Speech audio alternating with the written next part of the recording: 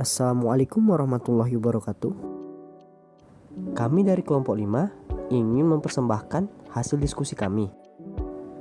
Oke, jadi izinkan saya memperkenalkan diri saya terlebih dahulu, yaitu nama saya Muhammad Gibran Adean yang beranggotakan 2 orang, yaitu Harwijaya dan Sabrina.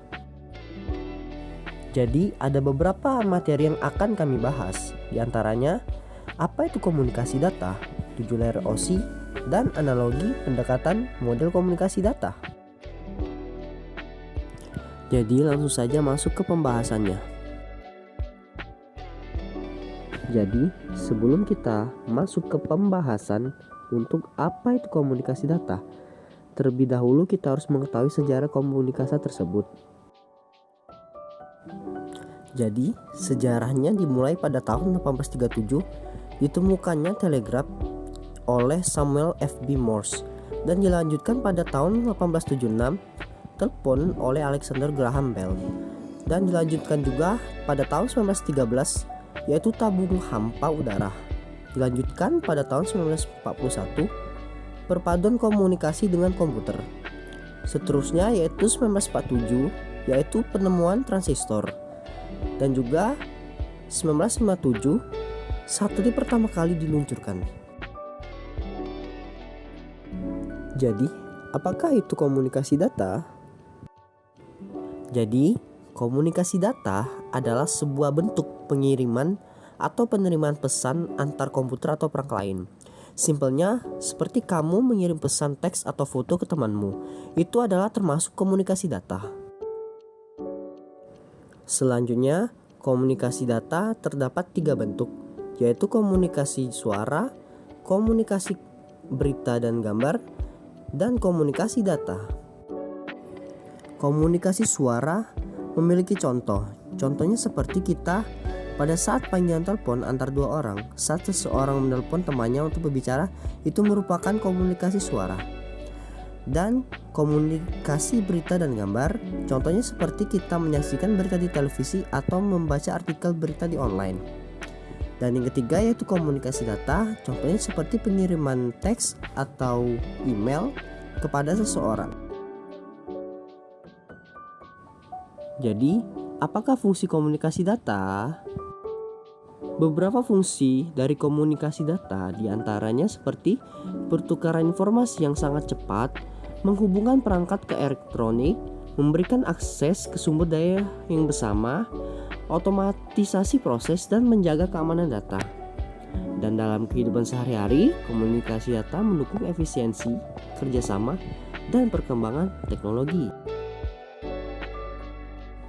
Oke, materi selanjutnya yaitu 7 layer OSI, yang dimana 7 layer ini adalah penyusun dari komunikasi data secara sistematis yang akan dijelaskan oleh anggota saya yaitu Harwijaya. Baiklah, di sini saya akan menjelaskan fungsi dan apa saja protokolnya dari 7 layer OSI. Nah, yang pertama, layer application layer berfungsi memberikan antarmuka bagi aplikasi pengguna. Untuk protokolnya ialah HTTP, FTP, SMTP. Lalu berikutnya layer yang kedua ialah presentation layer, berfungsi mengubah format data agar dapat dimengerti aplikasi. Lalu protokolnya ialah SSL atau TLS.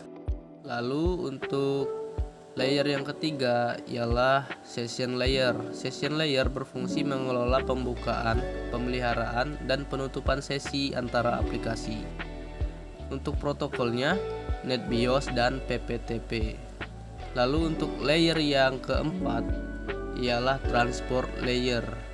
Transport layer berfungsi menangani kontrol kesalahan, pengelompokan data, dan flow control menggunakan protokol TCP dan UDP. Lalu layer yang kelima ialah network layer. Network layer berfungsi bertanggung jawab untuk routing dan forwarding data. Protokolnya ialah IP dan ICMP. Lalu untuk layer yang keenam ialah data link layer. Data link layer berfungsi menangani pengiriman frame data antar node pada jaringan. Protokol yang dimiliki oleh data link ialah MAC dan Triple P atau PPP. Lalu untuk layer yang ketujuh ialah physical layer. Physical layer berfungsi mengelola transmisi bit melalui medium fisik seperti kabel atau gelombang radio. Protokolnya ialah Ethernet dan USB. Oke, materi selanjutnya yaitu pendekatan model komunikasi data yang akan dibahas oleh Sabrina. Apa itu pendekatan model komunikasi data? Pendekatan model komunikasi data adalah cara untuk mengatur dan memahami proses pertukaran informasi antara perangkat dalam jaringan komunikasi. Ini melibatkan langkah-langkah seperti pengkodean, pengiriman, penerimaan, dan decoding data. Analogi yang dapat diambil adalah proses pengiriman surat.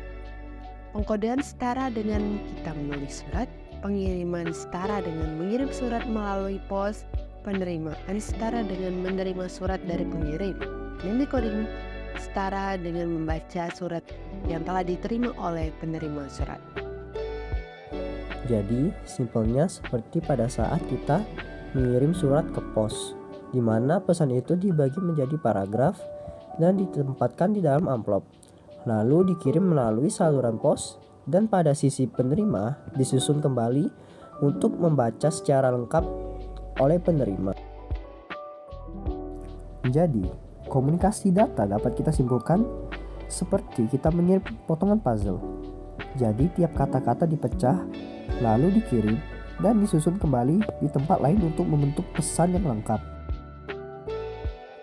Oke, sekian dari video kami. Terima kasih yang telah menonton sampai habis. Semoga ilmu yang kami berikan akan bermanfaat kepada kalian seorang penonton.